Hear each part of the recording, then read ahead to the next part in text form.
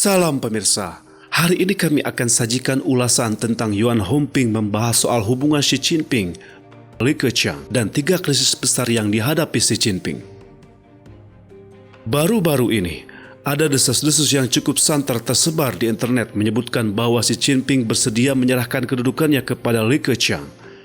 Banyak spekulasi yang muncul akibat embusan desas-desus janggal yang keluar dari mulut Departemen Propaganda PKT itu. Hu Xijing, mantan pemimpin redaksi Global Times yang dijuluki penjilat penguasa itu, malahan memberi penilaian yang condong mengharap Li Keqiang yang memenangkan persaingan. Sedangkan Yuan Hongping, seorang ahli hukum yang akrab dengan situasi politik Tiongkok, dalam wawancaranya dengan media Epoch Times, selain menjelaskan mengenai situasi hubungan antara Xi Jinping dengan Li Keqiang, belakangan ini juga membeberkan 3 krisis yang dihadapi Xi Jinping, sekaligus memberikan penilaian terhadap komentar yang dikeluarkan Hu Xijing. Li Keqiang memilih berpaling ke Xi Jinping untuk mendapatkan kedudukan sebagai Ketua Komite Tetap Kongres Rakyat Nasional. Pada 19 Mei, Yuan Hongping yang kini tinggal di Australia dalam wawancaranya dengan media Epoch Times mengatakan bahwa memang benar desas-desus Li akan menggantikan Xi cukup santer tersebar. Katanya Xi Jinping menderita aneurisma otak. Rumor lainnya adalah Wang Huning mulai berani mengatakan Xi Jinping, kemudian mengatakan bahwa berita tentang kegiatan pemimpin ANU hari ini tidak akan diterbitkan oleh media. Besok pemimpin ANU yang kegiatannya tidak boleh dipublikasikan, bla bla bla bla, sampai kemudian terjadi beberapa kesimpulan. Ternyata tidak demikian adanya, kata Yuan Hongping.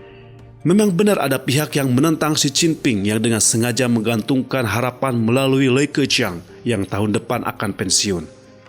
Tapi Li Keqiang sendiri tidak perlu mengandalkan Partai Komunis untuk mempertahankan kedudukan dan kekuasaan. Jadi ini jelas adalah pesan palsu lainnya yang dikirim oleh beberapa orang reformis dalam partai.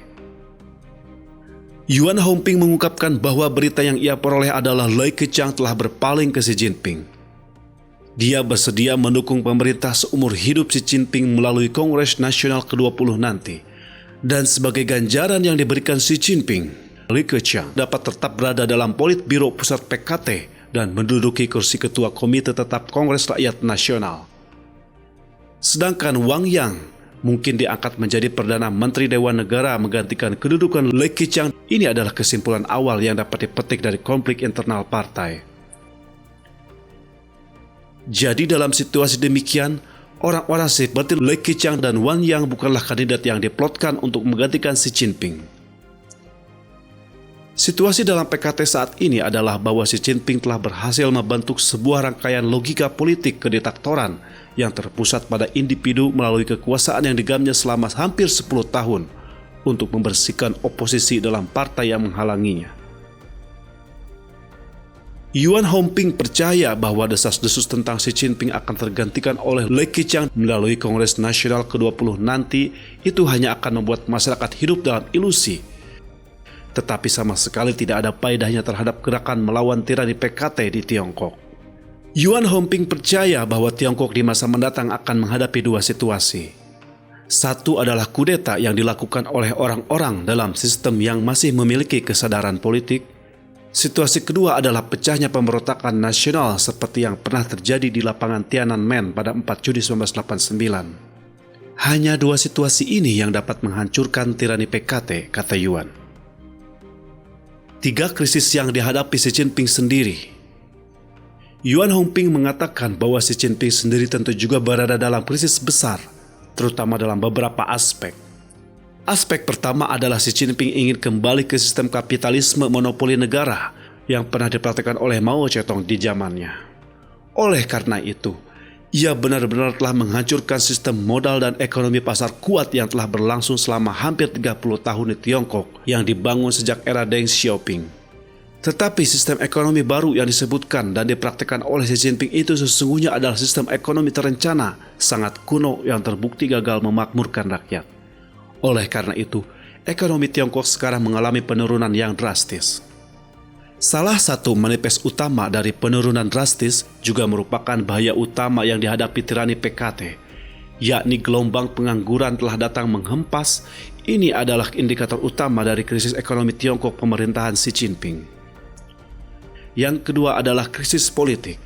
Yuan Hongping mengatakan bahwa meskipun Xi Jinping juga mengandalkan beberapa kroni sehingga berhasil menggenggam senjata, pena, dan pisau, tapi Xi sekarang dibenci oleh lebih dari 90% pejabat PKT karena menguasai pejabat dengan cara memata-matai mereka.